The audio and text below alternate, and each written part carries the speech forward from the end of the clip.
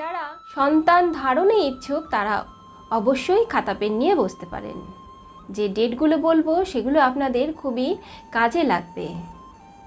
জ্যোতিষশাস্ত্র অনুযায়ী কিছু নির্দিষ্ট সময়ে সন্তান ধারণ করলে সন্তান অনেক জ্ঞানী, মানী আর ভদ্র হয়। সন্তান ধারণের সুবিধার্থে আজকালকার যুগে নানা ধরনের উন্নতি প্রযুক্তি বেরিয়েছে, যেমন IVF, GIFT, ZIFT, ICSI ইত্যাদি। তবে এ সমস্ত উন্নতি পদ্ধতির মাধ্যমে সন্তান ধারণের ক্ষেত্রেও অনেক ক্ষেত্রে দেখা যায় আমরা আনসাকসেসফুল হই। সেক্ষেত্রে অবশ্যই যদি আমরা শুভ সময়ে অর্থাৎ গ্রহ অবস্থান যখন পজিটিভ থাকবে, ভাগ্যের সহায়তা থাকবে, সেই সময় যদি সেই নতুন প্রযুক্তির মাধ্যমে আমরা আমাদের পদক্ষেপগুলো নিতে পারি তো সেটা অনেক বেশি কার্যকরী হয়, সাকসেসের মাত্রা বৃদ্ধি পায়। সন্তানের একটি ছোট্ট হাত ধরেই জীবন বদলে যায়, হৃদয়ের ভালোবাসার এক নতুন অধ্যায় শুরু হয়। একটি শিশুর নিষ্পাপ হাসি মন ভরে দেয়, ক্লান্ত হৃদয়ে শান্তি এনে দেয়। Hello friends, welcome to Debashree channel astrology learn.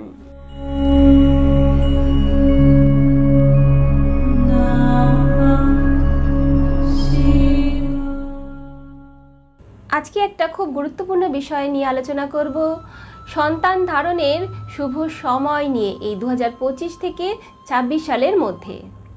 বিভিন্ন রাশি নিয়ে আলোচনা করব, আমার সঙ্গে শেষ পর্যন্ত থাকুন।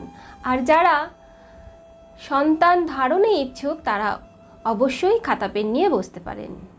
যে ডেটগুলো বলবো সেগুলো আপনাদের খুবই কাজে লাগবে। জ্যোতিষশাস্ত্র মতে পঞ্চম ভাব থেকে সন্তান বিচার করা হয়। পঞ্চম ভাবের কারগ্রহ বৃহস্পতি, সন্তানেরও কারগ্রহ বৃহস্পতি, সফলতার কারগ্রহ বৃহস্পতি। সুতরাং সন্তান ধারণের ক্ষেত্রে বৃহস্পতির গুরুত্ব অপরিসীম।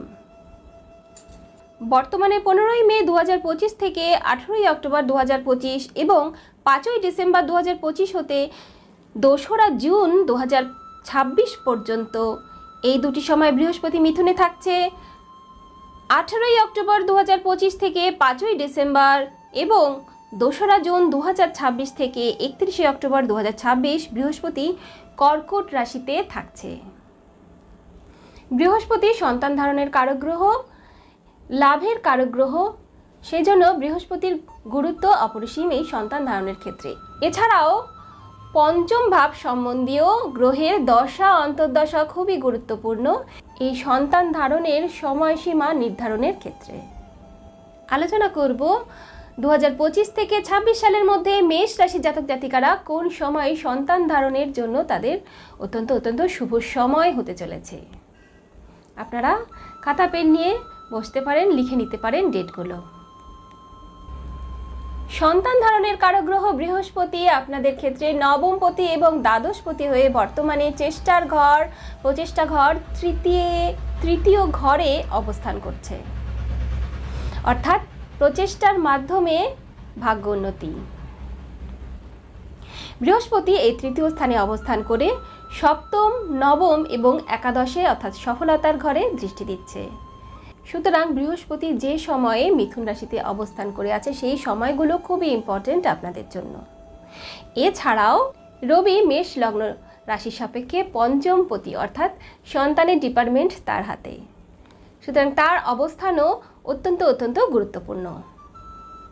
রবি পঞ্চমে থাকছে 17ই আগস্ট 2025 থেকে 17ই সেপ্টেম্বর 2025।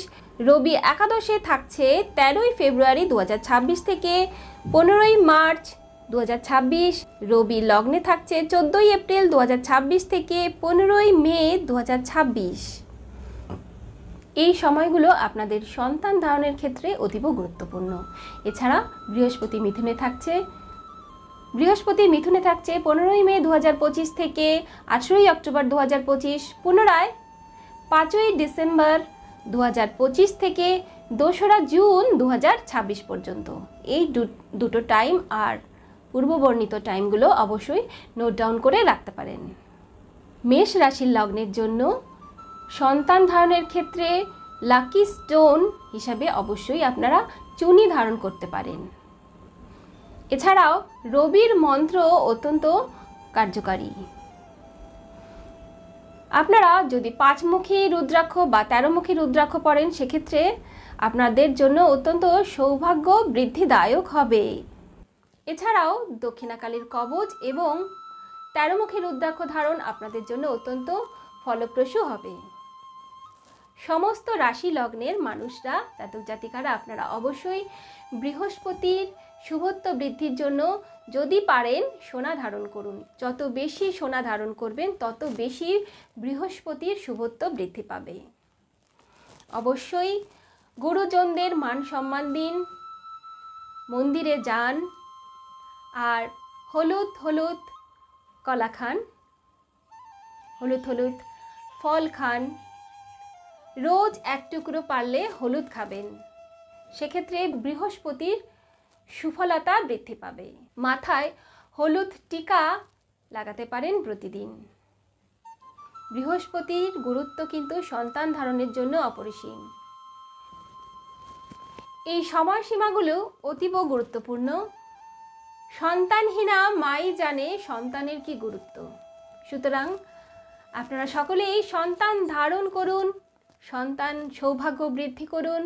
এভাবেই আমার সাথে থাকতে, আমার চ্যানেলের আপডেট সবার আগে পেতে, আমাকে ইন্সপিরেশন দিতে please subscribe my channel and press bell icon.